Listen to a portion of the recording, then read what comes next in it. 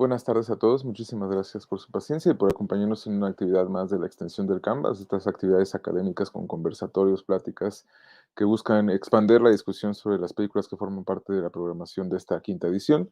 El día de hoy tenemos una presentación estelar, que es en una de nuestras mesas favoritas. El día de mañana se presenta como el paralelo en otra de las secciones, que es la competencia Nuevo Horizonte, con un grupo, los seleccionados discutiendo sus películas, y en esta ocasión toca hablar de la competencia más desafiante de nuestra programación, que es la competencia Más Allá del Canvas, donde un grupo selecto de los directores que participan en esta competencia, se sentarán con nosotros a platicar diversas cuestiones, a ver qué podemos desentrañar.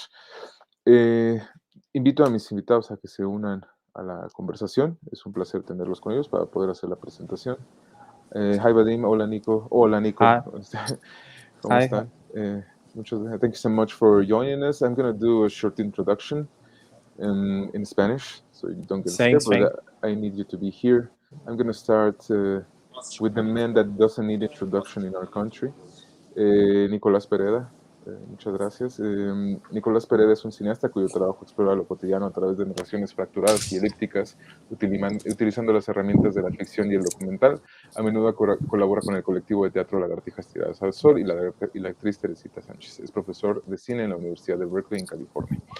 Como parte de nuestra competencia Más Allá del Canvas, Nicolás Pereda presenta el estreno en México, no entiendo, de Querida Chantal. Hola Nico, ¿cómo estás? Buenas tardes. Bien, ¿qué tal? ¿Cómo andas? Todo Pedro, bien, gracias por la invitación. No, a ti por brindarnos tanto esta edición. También Nicolás forma parte en la competencia Nuevo Horizonte, que fue parte del jurado internacional. Sería como la acotación. Gracias, Nico. Después voy con el otro Nico que nos acompaña, que es Nicolás Zukerfeld, que es egresado de la Universidad de Cine de FUC en Argentina en dirección cinematográfica, docente y teórico práctico en la misma universidad en las cátedras de historia del cine, guión y guión documental, profesor del Colegio Secundario Paidea en la materia de artes visuales. Nicolás ha dictado cursos y talleres de manera privada e institucional, es guionista y director de diversos cortometrajes que se han proyectado en festivales internacionales. Su último cortometraje, Y ahora elogiamos las películas, ganó el premio al mejor cortometraje en Mar del Plata. Codirigió el largometraje colectivo A propósito de Buenos Aires, y junto a Malena Solar, El invierno llega después del otoño. Como crítico de cine ha publicado en Bazar Americano y es parte del staff de Revista del Cine.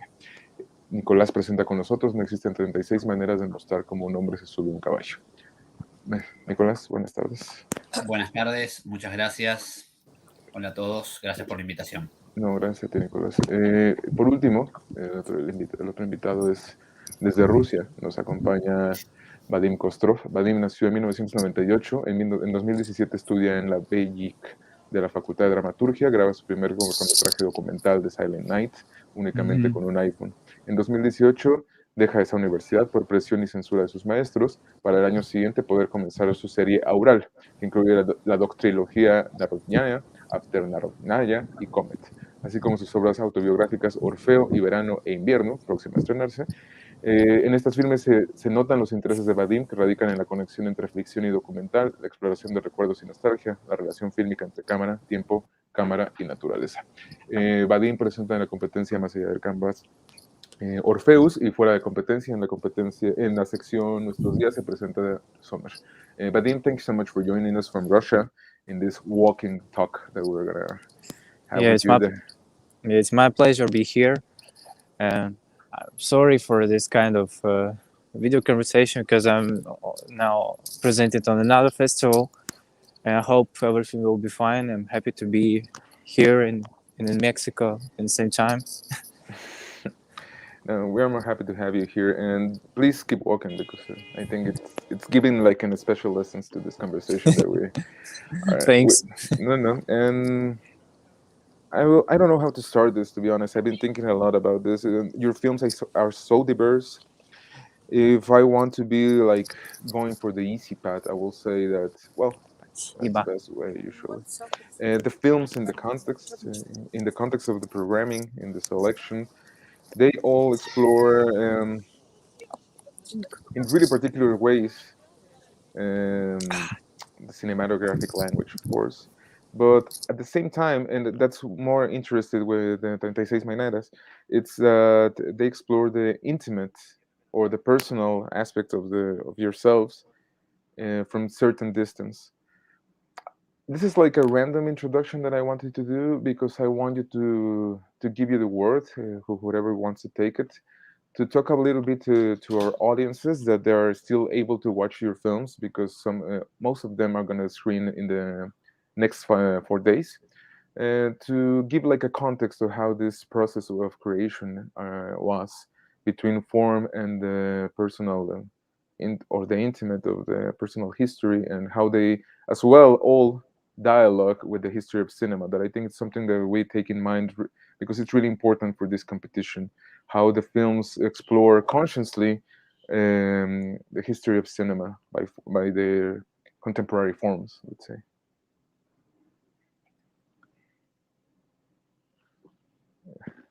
Maybe, Nicolás, you should start porque your film directly addresses, no? Yeah, it's more the history of cinema and your found footage. I was watching the trailer while Pedro was talking, so I haven't seen it, but I was trying to get a sense of what the trailer. The trailer is very different from the film.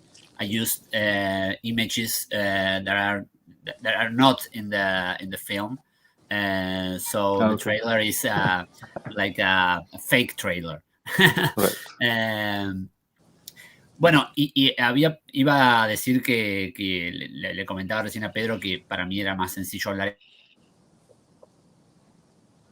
en castellano, complicado hablar de mi película. Tal vez con otro tipo de película podría hablar en inglés, pero me resulta un poco complicado hablar en inglés sobre esta película. Así que tal vez pueda acotar algunas cuestiones si de repente es necesario, pero voy a hablar lento, de modo tal que si quieren hacer algún tipo de traducción me detengo, me dicen ustedes y lo hago. Mi película es una película que vengo pensando hace mucho tiempo, porque tengo una relación muy intensa con la teoría, y dado que soy profesor de historia del cine, esa teoría me ha servido como para reflexionar simultáneamente sobre mi quehacer cinematográfico, ¿no?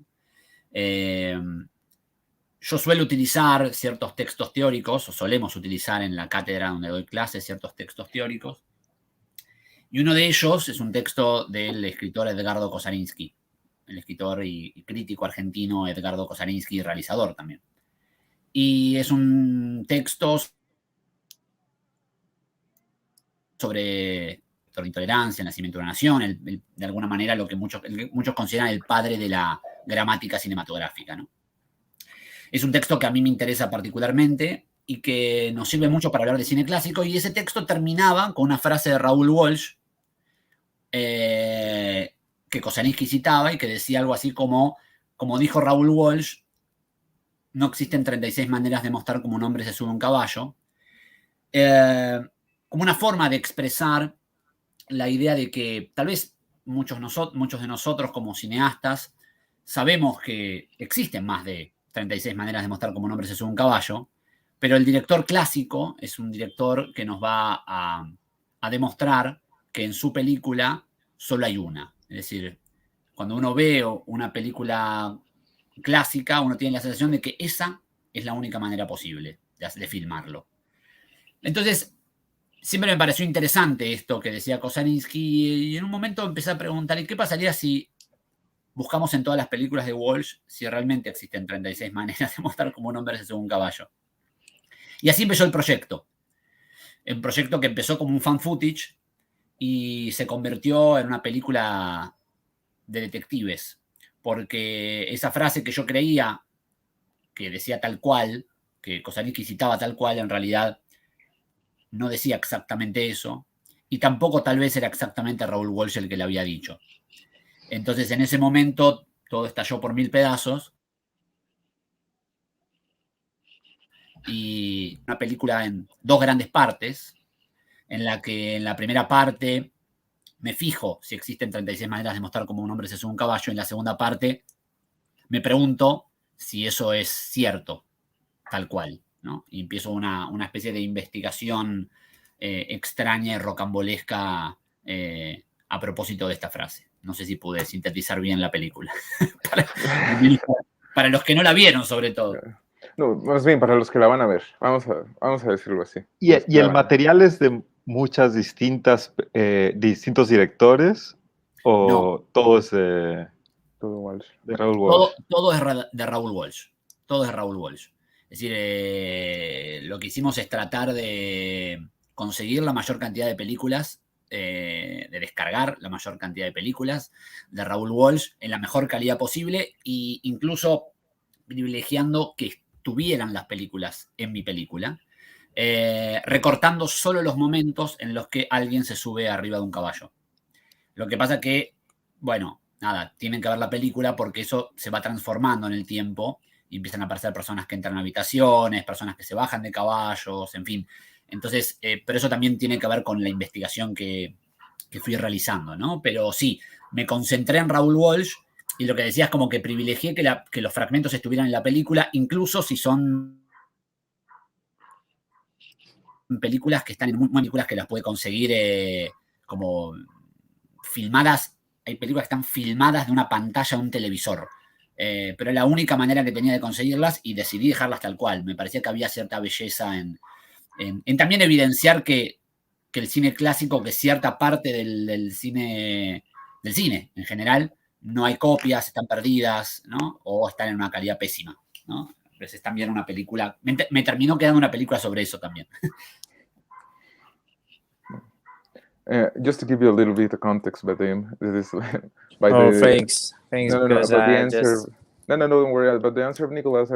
It's about how he worked with this text from a famous, renowned Argentinian historian, film critic, Garo Kosarinski, that he wrote in a quote. He quotes Raoul Walsh in a saying that he said that there doesn't exist 36 ways of shooting someone living.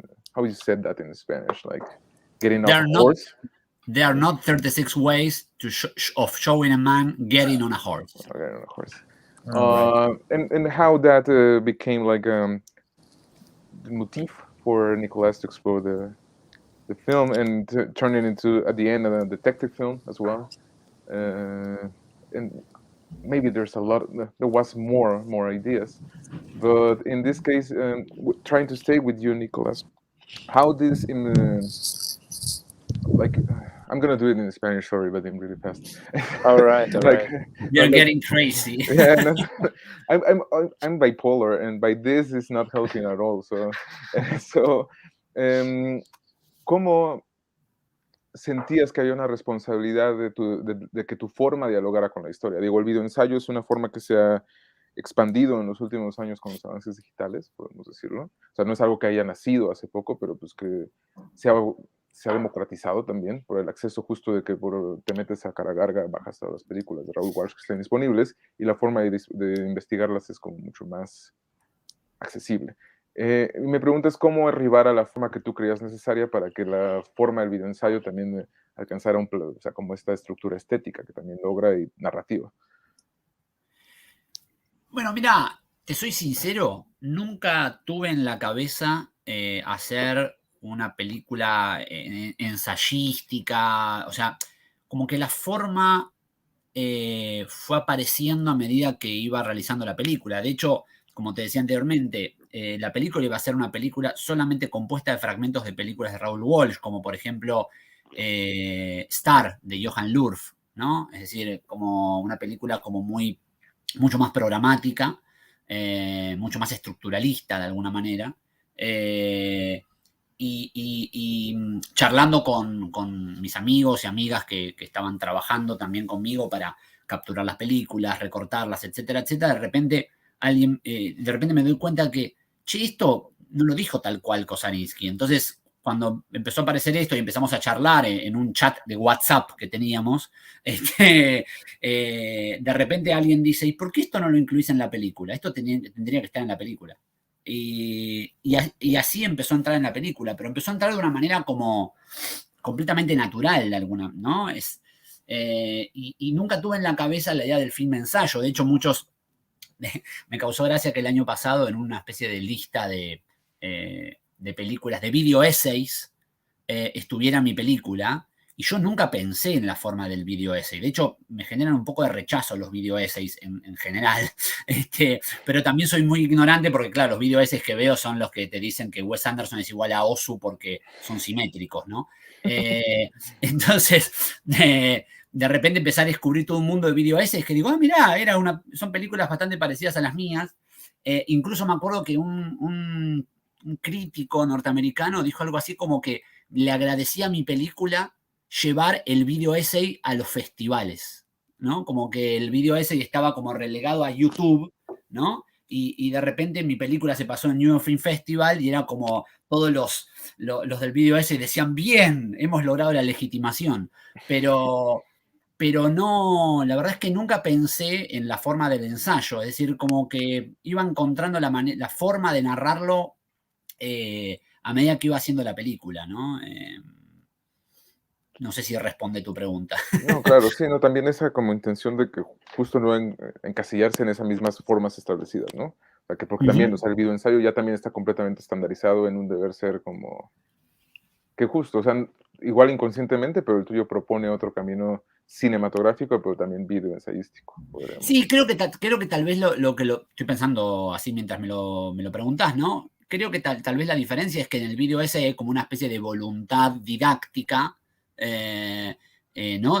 Bueno, hay una información que transmitir y que eso quede, ¿no? En ciertos video essays, ¿no? Pero de pronto en mi película había como una cosa más lúdica, ¿no? No había como si bien puede ser didáctica la película, incluso algunos la han acusado de académica, creo que hay como una cosa de autoparódica también, ¿no? Por eso pienso más en la forma de una película policial detectivesca que en un video essay, ¿no? Si después el vehículo se vincula con los video essays, bueno, eso es otra cuestión, pero pensé más en el policial. Igual igual es un problema como de cómo entendemos el concepto del video essay, qué significa el essay, porque para mucha gente Chris Marker hace eso, video essay, o film essay, o lo que sea, y nunca estaría. Pero entiendo lo que digo porque que lo que dices porque hay como una especie de teoría, de hacer teoría dentro del video, o hacer por lo menos estudios de cine dentro del video, que es como otra vertiente, pero que a todo se le llama igual, y quizá ahí también es donde la confusión surge, ¿no? Como la idea del ensayo dentro del cine. Total. Puede ser desde Godard, claro, hasta el de Ozu. La persona que cree que Ozu y Wes Anderson. Sí, creo que hay una cuestión el gran problema siempre es el formateo, ¿no? Como que hay una especie de forma estandarizada y como si cualquier cosa la pusieras como en ese formato y diera por resultado una película. Me acuerdo en ese sentido que me habían preguntado una vez en un festival si yo tengo pensado hacer una película así con otro director. Y justamente yo le dije que no. O sea, lo primero que me salió es decirle que no, porque si fuera otro director, sería otra película. Esta es la película que le cabe, o que se me ocurrió para Raoul Walsh. Tal vez no haría la misma película para John Ford. Entonces, ahí es cuando, si fuera la misma película, ahí ya se estaría formateando digamos, la estructura o la manera que encontré, ¿no? Pero sí, es verdad lo que vos decís. Una cosa, sí, Chris Marker también hacía películas ensayísticas, ¿no? Bueno, es lo que dice, me acuerdo que es lo que, esa palabra film ensayo, la primera vez que la leí, o que creo que aparece en la teoría, es Bazin hablando de Carta Siberia, de Marker. Debe ser, sí, algo así. Que habla de una película ensayística, ¿no? Como que hay algo ahí interesante, ¿no? Para pensar. Totalmente. También siento mucho seguir hablando español por Vadim, pero solo para cerrar este concepto. Yeah, please, because I'm just completely failed. I'm just walking. I forget already about. No, it's like a performance. Está perfecto. Exactly, we're going beyond. Yes, performance. Yeah, you're right. Vadim is walking, like trying to explore the forms in the cinematographic language. But no, what I want to say is that it's curious that we just quote Bazin, that's someone that probably that text is over 50 years. and still we are discussing what it's a video say, or what would show the video say, it's whether the video say should compete or not, their cinematographic form, etc., etc. And for example, I was going to put a personal story in the table that, well, I'm gonna do it. Once I made a work that it was exploring image from other films and appropriating that, and I showed it to a beloved film critic that I respect a lot, and I even consider a mentor in a way. And his answer was, "Hey, cool videos." And I was like, okay, I thought it was a cinematographic form, but okay, then it's a video say. And I'm gonna take this intervention of Nicolas, or the both Nicolases, to say that to make an advertisement, because I think that beyond the canvas, this competition, it's focused on trying to work on how we can deconstruct concepts in a way, or like, I don't know, short films like Nicolás' film Chantal, Querida Chantal, it's competing with the lengths that are usually, it's something that doesn't happen a lot, or I don't know, Simon Liang cannot compete anymore with someone and it's in his first work. Maybe it's inappropriate, but the idea is to suggest that in the programmatic aspects of this. So going back and try to, thanks so much, Nicolas, for this, for giving us a way to start this conversation. Maybe I'm gonna go back on track to another path, that because the one that you suggest is really good, but I want to give it a chance to Vadim as well to make an introduction about his film. His film would be for example, in Treinta, Seis, the way that it's related to the history of cinema is really clear that it's with Raoul Walsh. In the case of Nicolás Pereda, if I force it, is because he's dealing with a figure as Chantal Ackerman, and trying to make his work dialogue with her. And in the case of Vadim, I think I'm gonna try to force this connection that it's present, but in both Sommer and Orpheus, it's like if you're seeing the origins of cinema. By this I mean Lumiere brothers' work. In a way, it's like someone that is concerned about making a register about daily life, in a way, and to try to work with light, try to work with whatever it's in front of a camera, and how can it become in some, without going naturalistic, to turn into something else. So Vadim, I would love to hear you as well with this idea of the relation in cinema, because it's the film that it's less aware of the consciously in the presence of the image of this relationship. Yeah, but you said it's not naturalistic way, this what I did is, first, my first thought was like, make some film which will be more closer to life, that it's even possible, maybe impossible, to make in a kind of real-time reflection, make it kind of safe as a certain part of my life. And in this film I'm making, maybe what Andrei Tarkovsky said to do to young filmmakers: don't make a part between, make a gap between what you do in cinema and your own life. And in this film, in Orpheus, my own life and life of people around me, my own brain. But about methods, of course, this is one try to see something pure, to see to return to the start, and start to seeing the things, start to manifesting the things, manifesting feelings, manifesting, I mean, um, the camera, the very process of the filming, for me, and for everybody in this film, it's like a therapy. I mean, mental therapy. It's kind of the very situation of filming, just making impact on the people inside of it, and we can, for example, talk, because we can't do this without camera in our daily life, right? That's in my case. You can sometimes you can cry, but you want to cry, like Anya, my ex-girlfriend. you wanna cry but you can't. You just in a jail kind of it. And Orpheus, it's about revelation, about liberation, liberation from this, escape from the jail, and manifesting the life, manifesting the things how it is, without some bullshit about plot, all this theatrical stuff, all this shit is trash, what we get used to see in the cinema, to return to something pure and make something new, with these pure forms, make something to make something we will be would have breathe, and will be breathe with the truth. And it's more, it's more truly and more uh, mm, more powerful living that we are living in daily life. It's kind of manifesting living, manifesting life, manifesting feelings.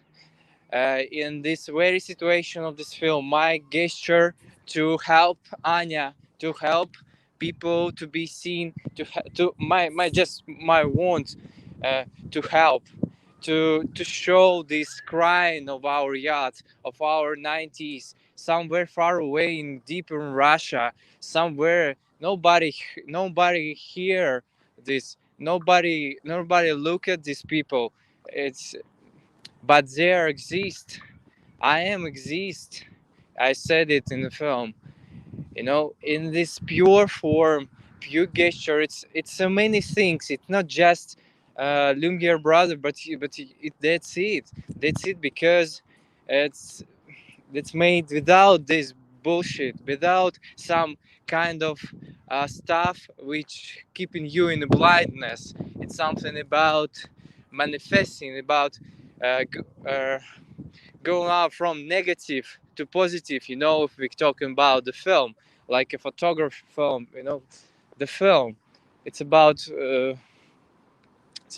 this kind of things, spiritual and and and deep stuff, and it works already with the people inside, and then it works with the people in front of the screen. And it's method. That's what's really important. That's why it's Orpheus. It's about, as a film, uh, it was made like in a way to to uh, to save, in a way, uh, in kind of way to save, to help, to get some liberation and salvation for in kind of it. I don't know how it's clear or not, but yeah, it's new pure form. It's kind of really simple. It's kind of maybe just you can some critics in Russia can't see the cinema there, but that's it. This manifesting of being, and it's being inside. And you know and Tarkovsky or some guy said, if you take just one life on one man and put it old life on, and we will be shooting all the moments of life this man on the film, and we go into the editing to so many directors will make another films. But in my case with our files, I just predict, just kind of felt that I need to take exactly this part, this little piece of time, and put it in a cinema and make it film. That's what important. And maybe it's kind of one of uh, most important periods in my life, and some kind of it in a way, in this kind of way. And it's everything. Everything this film is true, and in this film it's like a point between before and after, and for everybody in the film. I can't say about this more, but you um, can see that, it helps. It works to help people inside to be seen, to be heard, and to be free, to get an opportunity to be to be to be seen, to be free. It's kind of I don't know. It's kind of metaphysical stuff, but it works with the flow of the film. When I start in the flow of the film, everything goes on, and we see what we see, and it's all this true. All the scenes is completely true in a kind of new way of pure looking at reality, at yeah, and you see some new form. It's not documentary, it's not a feature, it's kind of manifesting life. It's more than documentary. It's kind of more than you can imagine when you talk about documentary. Kind of something third. Something third. Yeah, it's just I'm sorry for my rapid and bad English, and I hope you got something. I think we got everything, and I want to highlight or to recognize your perfectly physical shape, like because you never lost the breath in all this intervention, and I think it's something to highlight. No, I actually talking about Summer and Orpheus. I said that I don't think they are naturalistics because I know You don't. I don't because I think it's weird because it's a film that appeals to, as you said, just pure trying to achieve the registration of the manifestation of No, the in the case of purest. Orpheus, yeah, of course. Yeah. But at the same time, this, like, if you think that's in a way, and this is really interesting cinematographic like form where it's extremely present in film, it's like if it was a barrier to get it, like the spectator to be in contact with what else it's there in the light, in the movement, in the time that are Yeah, your yeah. main tools in the film. So I think that's a really achieving the context of the really beautiful thing.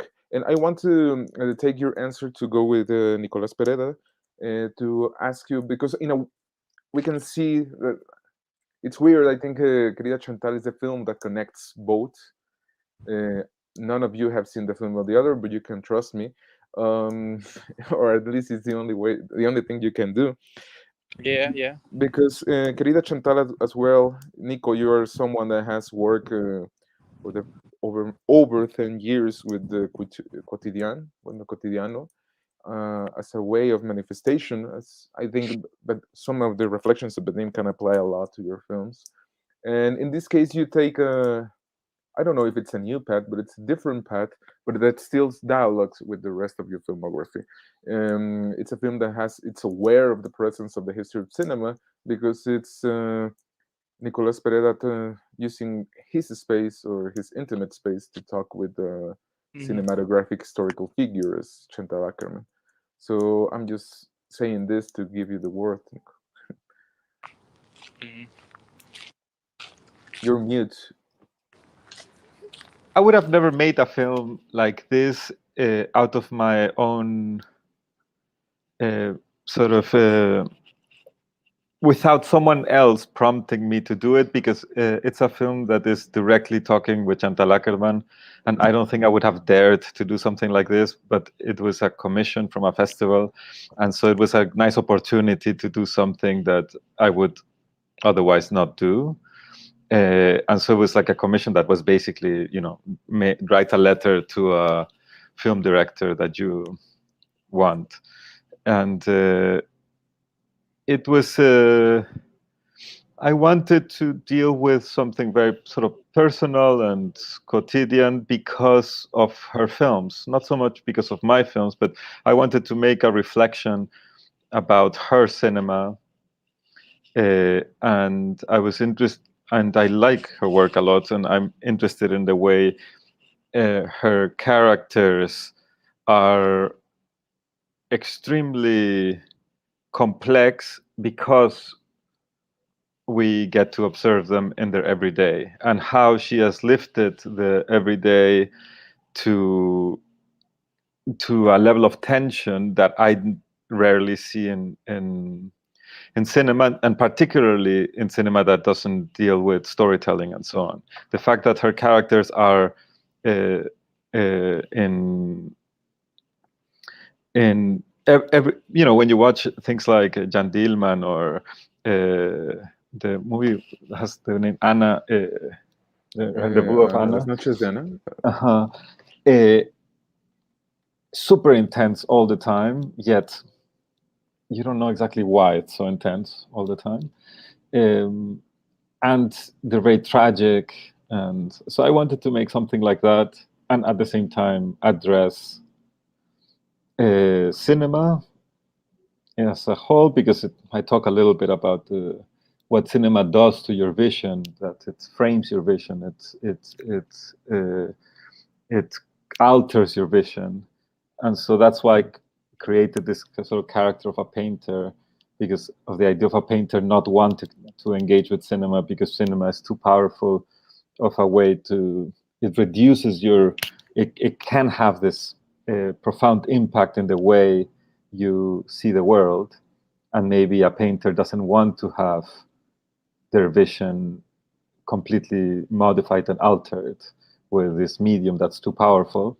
And so to talk a little bit about that, about the power of cinema, and but all in the most trivial manner, the way I think I wanted to make a film that wouldn't embarrass Chantal Akerman to watch, at least. It was okay if she didn't like it, but at least something that she wouldn't be embarrassed.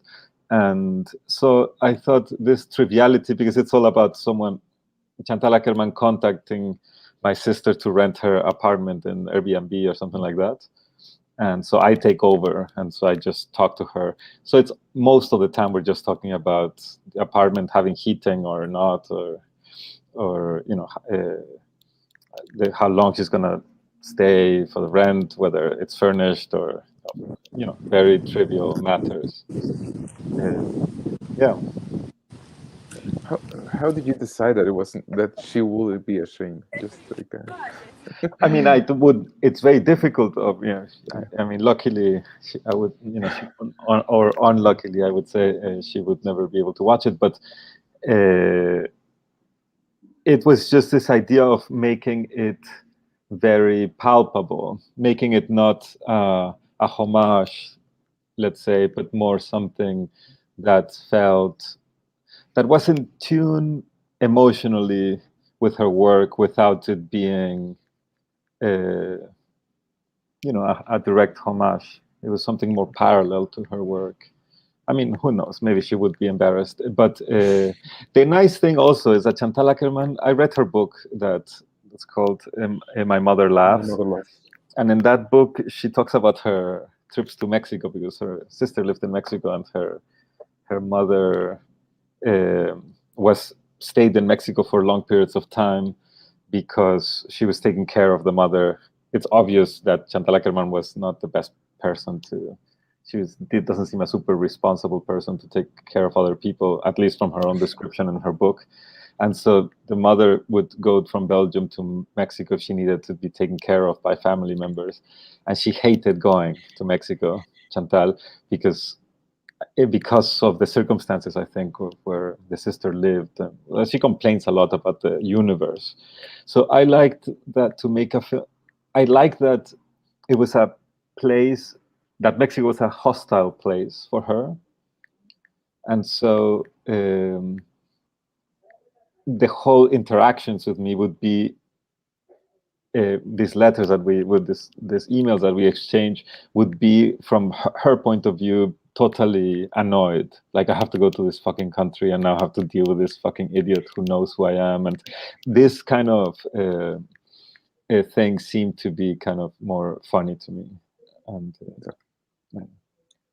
Thank you, Nico. I want to take that answer to ask something to Nicolás as well about what did you think Raoul Walsh would think about your film? he would hate it, my film. That's okay. It's a good question. I don't know. He was a very there's an anecdote about him reading Shakespeare in I don't know how to say in English, in Camerino. The back. Well, The backstage, yeah. Yeah, backstage. He was reading Shakespeare backstage, and someone from the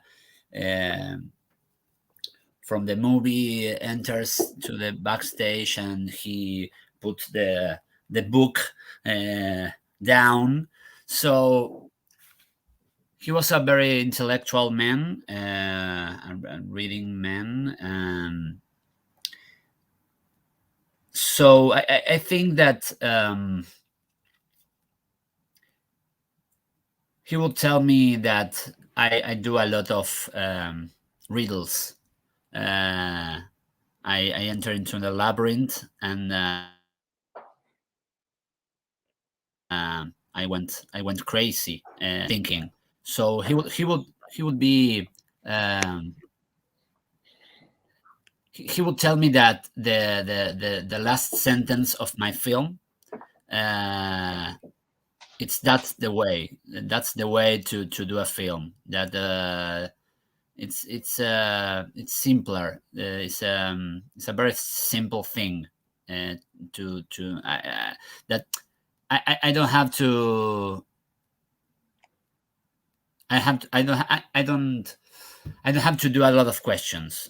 I don't have to think about it. I just to go with it. So that's a very good answer that I will take it for my next film. But I need it. I need to do this and get over it, and then make my next film. And that's this discussion, in a way, the simplicity that since Vadim intervention to now Nico and now yours, I think I'm sorry that I keep landing on the programming and keep advertising beyond the canvas competition, but sometimes it's like, of course, like if complexity is a way to experiment more, no? That if you have to put more and more and more layers and to play more and more and more with the image and take things to the edge, to the edge, to the edge of the edge. And sometimes, or I don't know if we already arrive in a point in the history of narration that you just have to go back and back and back and back to the simplicity and to the austere, to say, okay, this is the new edge of the edge, because the things out there are so full of stimulus, and I don't know, I don't want to go there, but the major narratives in popular box office cinema, they are trying to be more complex in their way, let's say. They try to make it more with more layers and things like that, and they're super overwhelming in the sensorial aspect as well. So now the austere, it's coming like in a new way, but it's not new at all. But the thing that it's on the limits, no, on the, let's say. I don't know if you have any ideas regarding that. I don't know. For example, no, for me, this may sound stupid, but maybe Raoul Walsh in contemporary cinema will be like super experimental. I don't know, because he will be completely doing the opposite of whatever else is doing. So yes, and I think that it's very a paradox. It's a paradox that is between the experimental and the classical cinema. I think there are films that are very different, experimental films and classical films, but I think that in a deeper way, classical cinema needs experimental, and experimental needs classical cinema. So there is a dialogue that I like to put on screen in my film. the complexity of the classical cinema and the complexity of experimental cinema. So there's a fine line between, like Paul McCartney said, there's a fine line between classical and experimental film that I like to explore. And I like Professor. I like to teach my students that there's a big limit, but it's things in between that are very interesting, and I think we all, like directors, we make experiments all the time. We are experimenting, and Griffith experiment with cinema, and Chaplin experiment with cinema, and that's the thing that I like to explore in my film. That it's there's kind of a fine line between all these things. And today, Raoul Walsh maybe would be an experimental director. I don't know, but it's a lot of experimentation in his films. Yeah, Experimentation is not one thing. It's not like only Brackage films. Experiments are a wide range. Everywhere, I think. Yes. Any of you want to take it from there, or you? Yeah. Will you? I can take it. No, look, I want to take another idea that was before. I want to tell you a short story, but we have this a lot of tables with another guest, blah blah, and there has been something that always, or that I noticed that it keeps rising and putting on the table.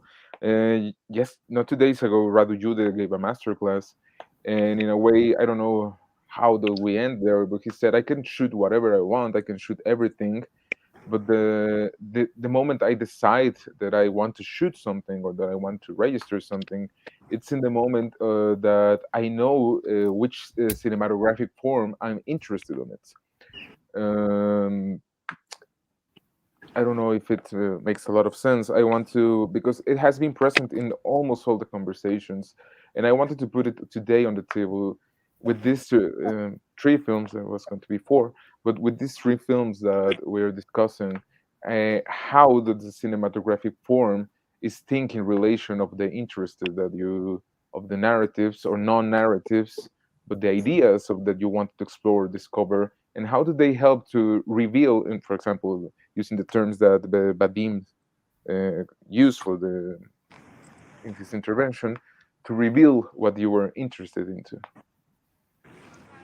Hi. You ask me? Yeah. I asked you the three of you, but yeah, now it's your turn. Yeah, I got a question. I'm not sure that it's clear, but I want to say that sometimes you just sometimes in your life you should make a decision to go there where you don't know, to face with unknown in your own life. That's how it was in my life. The first things, the first thoughts where I just thought about to make ourselves was completely misunderstanding what will be next in my life. I just was uh, completely lost. I made some kind of little draft, my kind of previous film with some team. We have a free or some few days of filming, and I'm working with this. And the point, I have nothing. It's still completely lost. I don't know. And then I just stay like this and say, "Oh God, what is next?" And I just saw Anya. I just didn't know what it will be exactly, but I understood. I need only camera. I need only her. Only this. Only this stuff. Some really little stuff. Only one camera, one microphone, one tripod, and that's it. And to come there and put her into film and start with few steps. And I don't know how. I just thought and I understood that. I understood that. And I understood that, I can help her through the film. I can help her, but by the making the film, by putting her in the film. And just I don't know why I just thought about it. And this kind of forms, this pureness. I just saw these shots. This, some calmness, some biblical epigraphs come to me. Oh, that you labor and heavy laden, and I give you rest. I just felt this uncalmness, this kind of maybe fear about my life. I felt the same like Anya and guys in the film. It was completely this thing. I had nothing beside this film, and that's, I just that's why I put it so deeply into life. I haven't anything uh, beside my sincerity, beside beside my body, my camera, my shots, my thoughts, my own flow of my own life of the people. And I really wanted to say the truth finally, because I was talking with the people, with some producers in Russia, and I wanted to make some my film, and they just don't listen me. I understood that it's completely a completely wrong area for working with something real, something new, something that will have a soul, and the methods come step by step. I just realized that, and I realized that that's what I'm making. That is more important than everything but in my life. And maybe it's only one opportunity for the people to be seen. I'm making something that will be live uh, when I will die already, something like that. That's how I thought. Maybe it's I don't know how it is, but that's how I thought.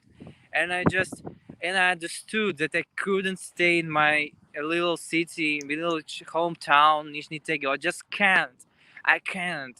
I just have no opportunity. I just have to come to Moscow again to completely complete my fighting for the life. To making something, to to to find myself, to find something more. It's kind of it. I can't stay, and that's why I'm saving this. I'm saving my brother, and I'm helping them, to be seen, and I'm helping my grandfather to have a liberation from his kind of guilty. In the scene with the portrait, it's portrait of my real granny. She died in 2016. It was a fire, and then my grandpa was just get married so fast, and he had a woman when he was with my granny. It's something, and he was really in kind of as in kind of guilt. And this very filming helped him uh, to get free from this, to left behind this, to get this calmness, uh, that Bible epigraph says in the start of the film. And everything in this film, I mean, the air and everything was clear, was full of this pure air, and my pure words to help. I have nothing. I have nothing. I'm nobody. Nobody knows me. I made one film. Everybody don't care. Just few articles and that's it. But I'm doing it because I know that's more important. This thing, this film can really help the film inside, and then to help, uh, to have this spirit to help, uh, to get something to help the people in front of the screen, to get them some new brief, some new thoughts, just opportunity to open this window, like a Fritz Lang. Some woman in Feed Marseille said me, for her my films it's like a Fritz Lang films. He said the real cinema, and not he say. It was Bazin. Andre Bazin said that real cinema it's when the film starts. It's like opening the window. You just window open and you see the life. That's what I wanted. I think that's what I get in our films. And this, but not only. It's not only a reality. It's something can manifest in it and make it. The myths and all some kind of strange forms, musicians, music, and everything in some kind of new form. And new, it's completely new, and I don't know what's the reference. I can say that I thought, I read, I have read the book of Darden brothers, and when I thought about Tanya, I just thought about her like about new Rosette, but Rosette without this passion, without this knocks, without this passion to live, to have something this life, something about our days, something about our days reality in exactly in the place where I was living, with the Anya and everything. Yeah, but it's something completely new. I thought about the camera. You can see the movements on the camera when we go into the streets. Yeah, it's kind of Dardens. I thought about them, but it's something new because we're filming here now in Tegel. Everything goes like it goes, and Anya goes like she goes, and it's her city. It's really her, uh, and everything's happening. And anyway, everything's happening, and all this matches. Everything. In the last scene, it's kind of, it's the scene at the lake, and I just thought about the scene, about something important, something impressive to what we can do together, uh, for the last time, and it's kind of victory, kind of victory from all this. All this low life, life of workers at manufacturers, life was this hard life, it's kind of gesture that can put her somewhere above, somewhere somewhere there, um, and that's how it will be. And every time when I see this film, I understood that's how that's no, it will be for forever. It's our life. It's really very variative, but this film have something more, have have a have this everything, this gesture and these new methods, but it is kind of simple methods, but it's with new look, with new way of making it. Yeah, and that's how I said I have any other choice. I only this film was everything in my life, and when I was editing, I have anything. I know, it was reality. I was living in the film, and after the film, I was in the film. I was, editing about sitting about 12 hours every day, 2 months or 2.5 months every day, 20, 20, 12, 40, 50, 60 hours, and I was sleeping 3 hours. And then, and every day and every day and every day comes like that. I haven't any place to live when I came to Moscow. It was that's how it was really. And in these cases, the cinema is real. It's you can see that it's breathing, that it works, and you know, and this is something that we can discuss now. I'm sorry for this kind of long speech. I just can't make it shorter. Sorry, guys. No. Thank you. On contrary, we really appreciate.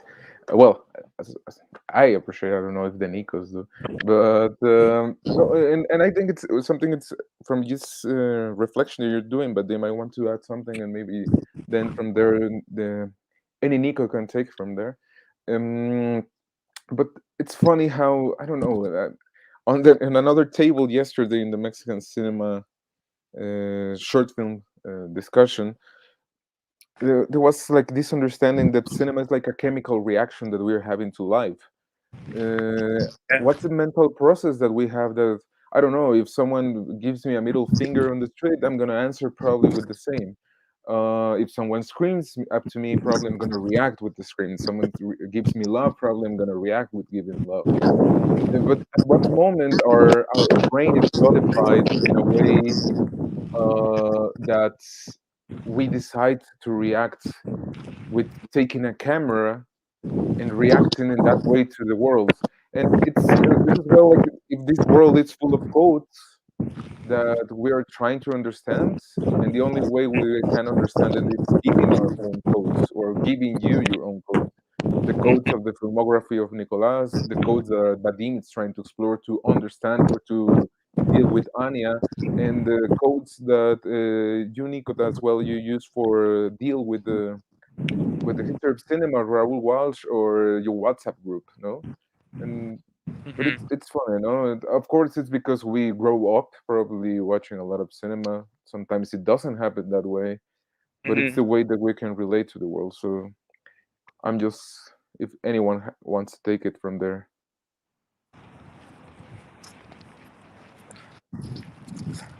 Yeah. Don't fight, please.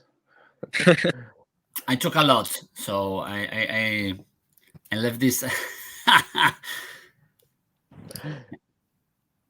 Everybody's talking about it. No, I was thinking about the whole thing about form that you introduced earlier, and you wanted to this idea that you make a film in relation to when you have a formal sort of universe, not so much when you have sort of a conceptual idea. And I think it's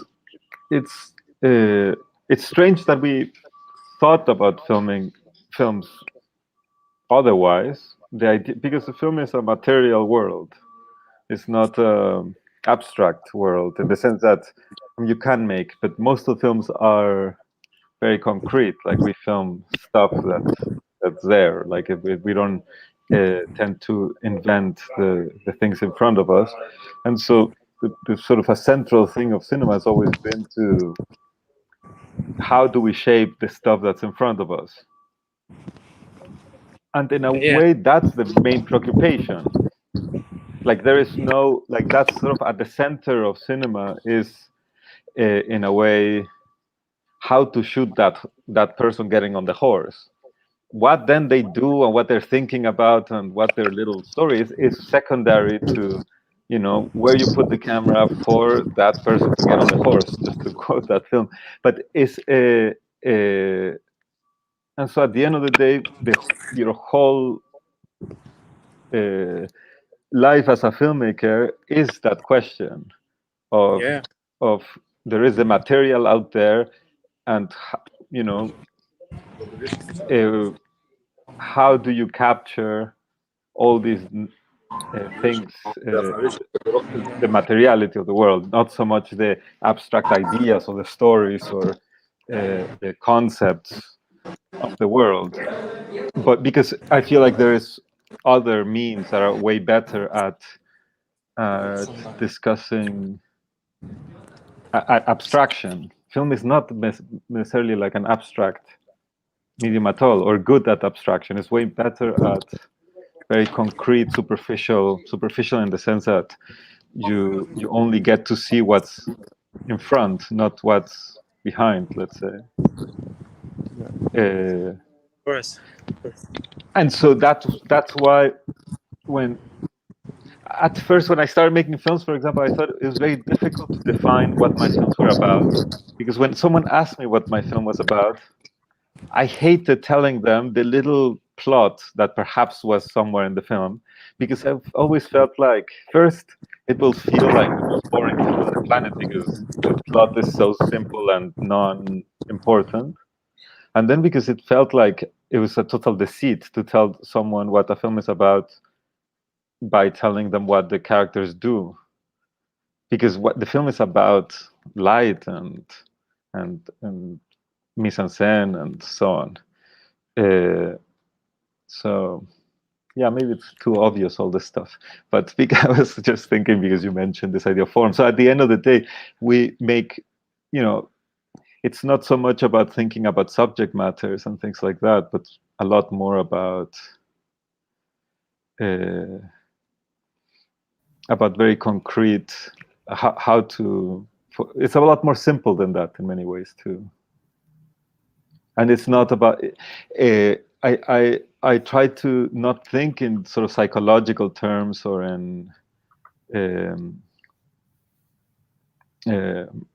terms of development. It's all about the present and about the material. Do you think your film is about the present? Yes, because are you asking me or Nicolás? Yeah. If I think my film is about the present, it's always about the present, because it's always, even though it's a letter to someone that's not alive, it's about the present, because I'm not interested in each of these shots. The interest relies in that moment. It's a film about Chantal Ackerman trying to secure an apartment, but I don't care if she's actually coming to Mexico and if she gets the apartment. It's not a film where you wonder, oh, did she go to Mexico and did she actually rent the apartment or did she not? It doesn't matter. It's not about cause and effect relations, where right now she's trying to get an apartment, and so the tension is she going to get the apartment or is she not going to get? No, that doesn't matter. It's only about this email, this moment, this exact present. So the connection between shots in time is not a causal connection. So my interest in time in cinema has nothing to do with how does one thing alter in a causal fashion the thing that comes afterwards. My interest in time has to do with how one thing in one moment alters in a material fashion the next thing, meaning not to answer the question what will happen, but to answer more the question, how do these two things over time interact independently of the causal meaning they generate. It's not a matter of addition, like because this person did this and thought this and then did this, then this happened. No, it's a matter of these are things in time interacting with each other that generate something that is not so not so easy to know exactly what it is, and it's different for different people, and it's not about it's not about story in that sense. It's not about, you know, present and the past and present and future in cinema, for me, they interact with one another, not to generate some kind of linear story, but to modify each other, both forwards and backwards, but also not to understand something, what happens, but in a different way, in a more complex and personal way, in the sense that different people that watch a film understand this interaction between things over time in radically different ways. So, I mean, and the nice thing about making films this way too is that you can, if a scene doesn't work, you can always delete it, because and the way you structure a film has to do with these little interactions.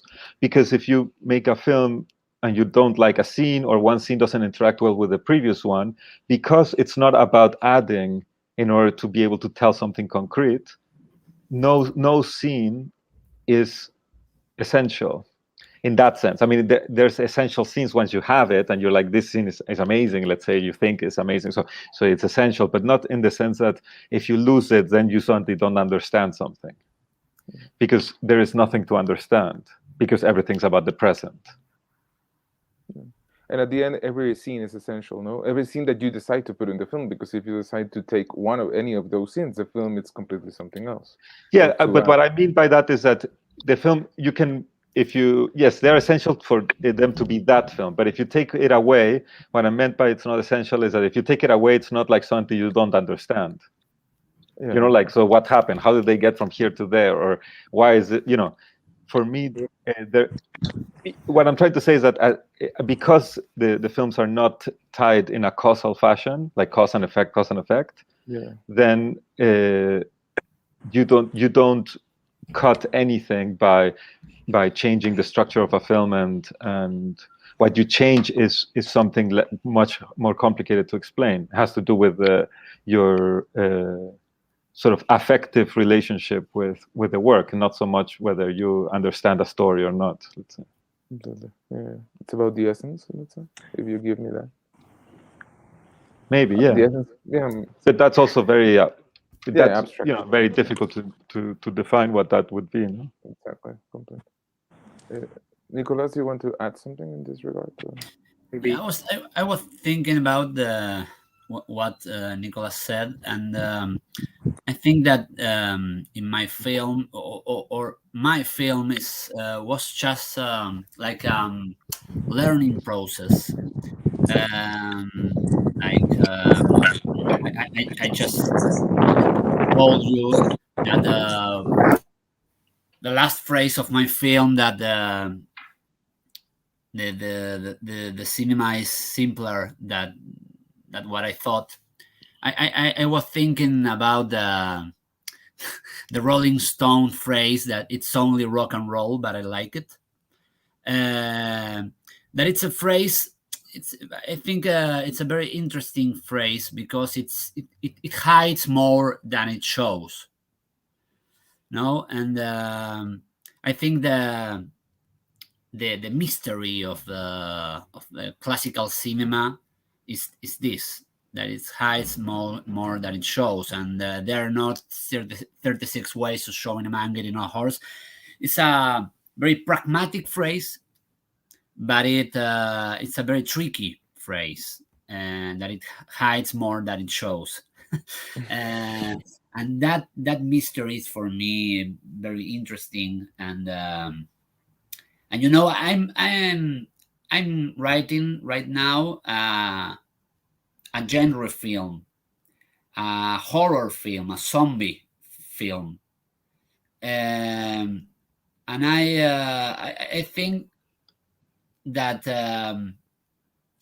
I am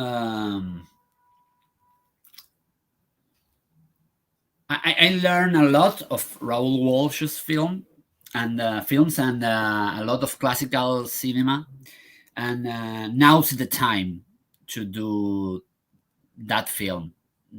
zombie film that I liked to write when I was 12.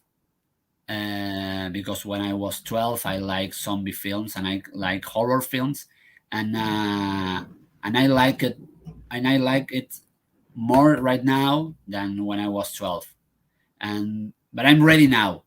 I'm ready now because I think I don't know if my film will be a great film, and I don't know if I will shoot this film. I'm writing it, but I'm on it. But I think I'm ready now because I do this trip, learning try to learn the simple things, the material things, but what is in the shadows, what is the trick, and this I don't know what is the trick, but I'm trying to to learn it, to make a genre film, and it's the more difficult thing that I do in my life, and I think that it's the more personal film that I do in my life, a zombie film. Okay. I'm doing the trip, and the interior trip. I do films about kids and going to libraries and with a lot of things that I like and I see and I consume, but I do a strange thing. I did a strange movie with found footage, with a lot of experimentation, and I think there's a lot of me there, because there's me trying to learn how to do films, and that's why I'm doing this right now, because I'm trying to learn more on how to shoot a film. Thank you, Nicolás. Now that you said this, and like taking the idea that we are arriving to the end of this trip, being the trip, the conversation, I want to ask you something about what you have. It's a bit of a tricky question. It's a bit unfair. It's too open. Excuse me. No, but like you, both of you are teachers, but Vadim is like trying as well as you. But the three of you are trying to understand the world by cinema, but at the same time, you're learning in the way every year in every work you keep discovering new things. The idea that this film that this section proposes is like how the relation of the present in context with the knowledge of the history of cinema proposes new paths for the future of it. I'm curious if by any chance you can help us by giving us your opinion of what you think it's the path that cinema may take for this trip in the future. Told you that it was unfair. You mean cinema like as a whole? As like a what's whole, yeah. like the future of cinema? Yeah, not the future of Nicolás, but the future of the cinema. If you can tell us what are you doing today, we will highly appreciate as well. No, I was thinking about how the confinement and the pandemic makes us understand viewing habits much more. I feel that it's very difficult to watch the films of the festival, for example, on a computer screen. But the computer screen is perfectly fine for a lot of other stuff to watch. And so maybe there is a kind of cinema that will survive. The movie theaters maybe will be spaces for I guess the kind of cinema that I assume we like, and maybe in the future that's that will be their only function.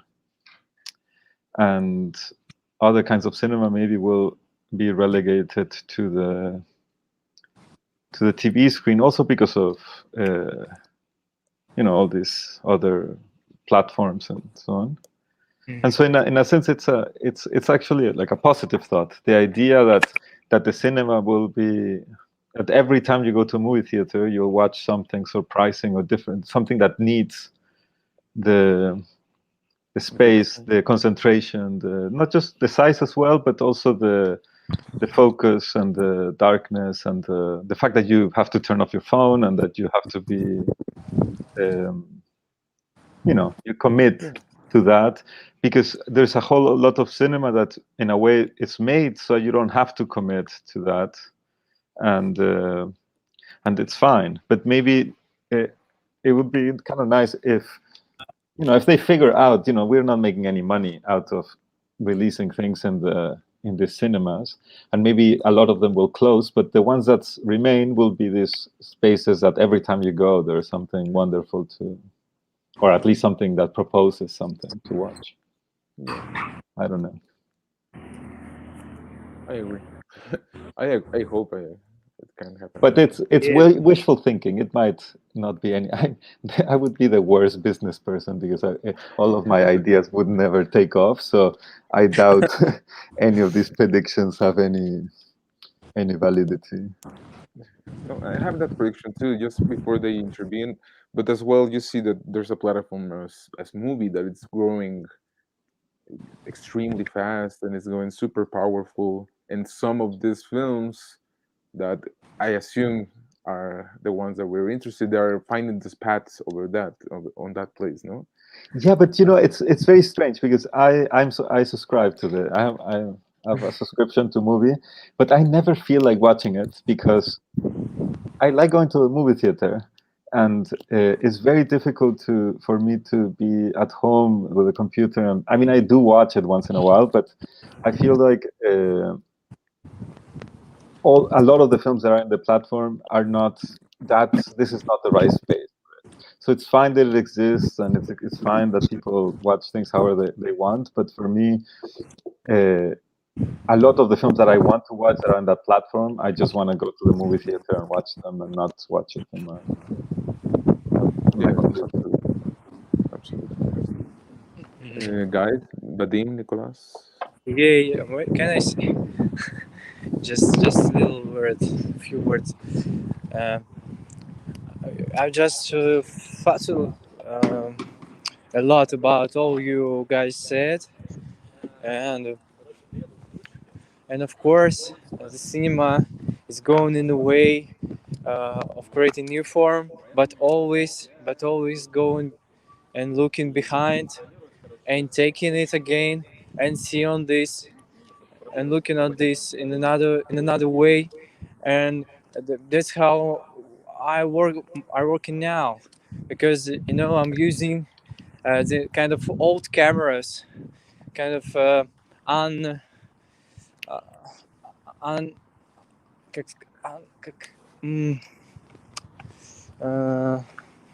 unreflected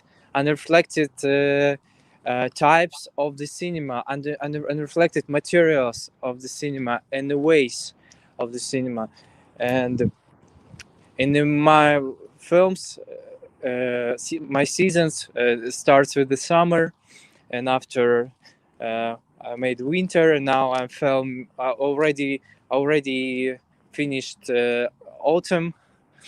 I'm exploring, exactly the way of presence, a way of new ways of sharing the presence, or some deeper, some kind of sharing in a deeper way, with deeper kind of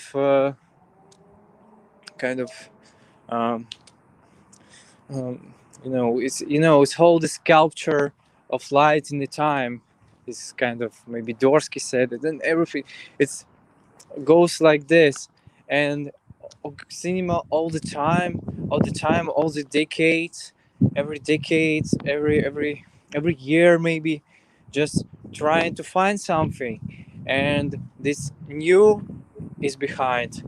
But when you go behind, you realized how to move forward. Where is the forward?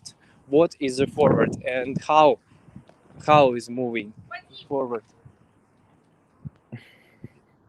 Yeah, and this how I'm working, and I really sure that filmmakers will be use new VR technologies, and of course streamings will be growing up so fast, but cinemas will live because people need this experience, need this deeper experience uh, with connection with the film.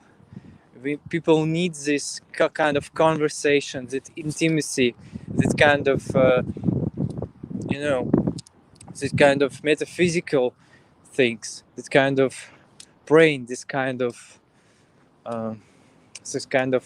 talk with themselves, because laptop, iPhone, and anything can give you this opportunity. It can be for some time. If it's maybe really good film, really cool film, it still works. But we just uh, was talking about it. Yeah, and that's how what I wanted to repeat. New ways of using old stuff, and we only starting to exploring what cinema can do, and I'm really interested in this, and I'm only starting, and every time it's really impressive when you found something new, and it will be continue, and we will see this, I hope, and I hope that, and I maybe I sure, but problem is a lot of industrial cinema, a lot of stagnation in this, because in the business you must be sure that everything will be works. No, this mechanics, but cinema as an art will believe. That's where I think believe. Yeah, sorry. I just No, thank you. that's how I'm thinking. Yeah, it's all these lights, everything. Every time where I'm seeing, this DV shot, white DV with some kind of, just putting old things in the new places, and new things in the old places, and it's kind of this, and explore the things that but you don't know. We don't know ourselves. We don't know this world. We don't know how to see this world. We just learning, and cinema is a tool to learn this world, to try to understand it, to try to understand it for the capture it. That's final wish of my speech. Because they're when Yes, excited. this is exactly how I think. Thank you, Vadim. Nicolás? I was thinking that right now cinema is something completely expansive, and now more than ever, cinema can be anything. I just remember that I asked my 16 years old students if in the first class I asked if they watch films, and they don't. They watch other things, but maybe they don't call them cinema. That's why I think that the great crisis for people from my generation up is that cinema, as we knew it, it's going to become something hidden, cursed. Like I think that the filmmakers of today would be like maudit poets, like Baudelaire. I I think there will be cinema in the future, but no, not as we knew it. Maybe next generations we call cinema, I don't know, another word. But, and that's what I'm thinking right now. And maybe I'm wrong. I hope, or not. I don't know. I think it's okay. Yeah. I don't know what else will that be, but it will be nice. I want to thank you for your time, for your patience, for this really fluid, anomalous, different, atypical conversation. I hope it was pleasant for you, as for me, to interact with you as always. I'm going to do a short announcement. Orfeus by Vadim is going to be shown on Friday 8 on Cinemex Insurgentes at 6 p.m. Querida, Chantal still has 2 screens missing. The one on Filming Latino tomorrow, that's 24 hours available. And on Saturday at Cineteca Nacional at 3 p.m. It's passing at the same time with Un Flottant by Jankowska.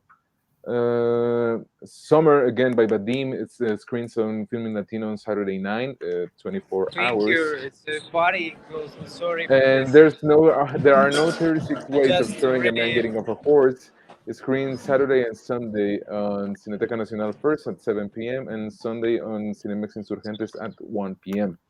I hope you can watch 3 of the films and that you have a wonderful night or evening or whatever it corresponds to everyone. Thank you so much. If you want to say something, just feel free.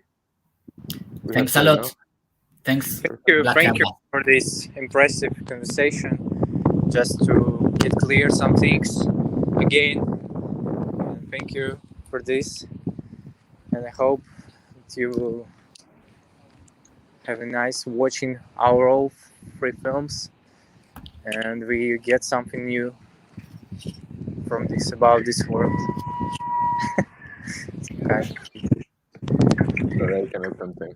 No, thank you, but I hope it does, and thank you for showing us these new paths of the online conversations. I think it's gonna be mandatory to be walking for the next talkers. I think it adds a lot to the conversation. I'm being honest. I'm not being a troll. I swear to God. Nico, any words? Or you are okay? You just want to go? Gracias por la invitación. Thank you very much. It was super nice hearing both Vadim and Nicolás about their thoughts about, and I like that we didn't necessarily stay with our specific films, and it was a nice conversation. Thanks so much again for inviting me, Pedro. Thanks so much. And bueno, a nuestra audiencia, hoy el día de hoy ya no hay más conversaciones, pero pueden seguir atentos en nuestras redes para las mesas del día de mañana. Todavía hay viernes, sábado y domingo. Muchísimas gracias a todos y que tengan muy buena tarde. Chao. Adiós. Bye bye. Bye.